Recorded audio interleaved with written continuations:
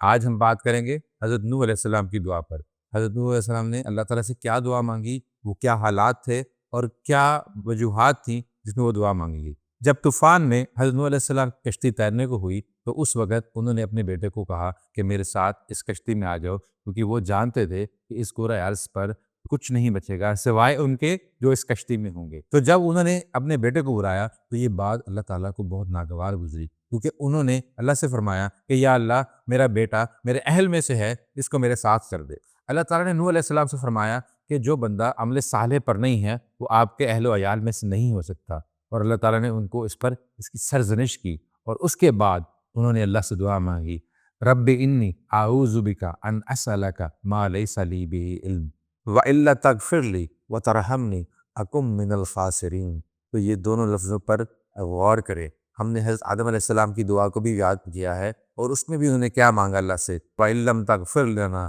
وَتَرْحَمْنَا لَنَكُونَنَّ مِنَ الْخَاسِرِينَ۔ اگر تو نے ہمیں معاف نہ فرمایا اور ہم پر رحم نہ کیا تو ہم خسارے والوں میں سے ہو جائیں گے۔ اور حضرت نوح علیہ السلام بھی، حضرت نوح علیہ السلام کیا کہہ رہے ہیں؟ وہ یہ کہہ رہے ہیں کہ میرے اللہ، میں اس بات کے مانگنے سے بھی پناہ مانگتا ہوں جو میرے علم میں نہیں ہے، کیونکہ وہ اپنے بیٹے کے لیے خیر مانگ بیٹھے تھے جو کہ دین پر نہیں تھا، اور اللہ تعالیٰ نے ان کی سرزنش فرمائی۔ تو میرے بھائیوں، یہ ایک بہت امپورٹنٹ بات ہے کہ ہمیں اللہ تعالیٰ سے مانگتے ہوئے ایسی دعاؤں کا خیال کرنا چاہیے کہ ہم جو مانگ رہے ہیں وہ خیر بھی ہے یا نہیں، چاہے وہ اللہ تعالیٰ کے دین کے خلاف بات تو نہیں ہے۔ جیسے میں نے پہلے کہا کہ ہر نبی کی دعا ہمارے لیے مشعل راہ ہے، تو یہ دعا بھی ہمارے لیے مشعل راہ ہے کہ ایک نبی بھی کوئی غلط بات مانگ سکتا ہے اور اس بات پر پھر وہ اللہ تعالیٰ سے رحم اور معافی کی اپیل کر رہا ہے۔ تو ہمیں بھی چاہیے کہ ہم اس بات کو سوچیں کہ کوئی ایسی دعائیں تو نہیں مانگ رہے جو اللہ تعالیٰ کو پسند ہی نہیں ہیں، جو اللہ تعالیٰ کے دین کے خلاف ہیں، جو اللہ تعالیٰ کو ناراض کرنے والی ہیں، اور ایسی دعاؤں سے پناہ مانگیں کہ اللہ تعالیٰ ہمیں ایسی دعاؤں سے محفوظ رکھے جو اللہ کو ناراض کرنے والی ہیں۔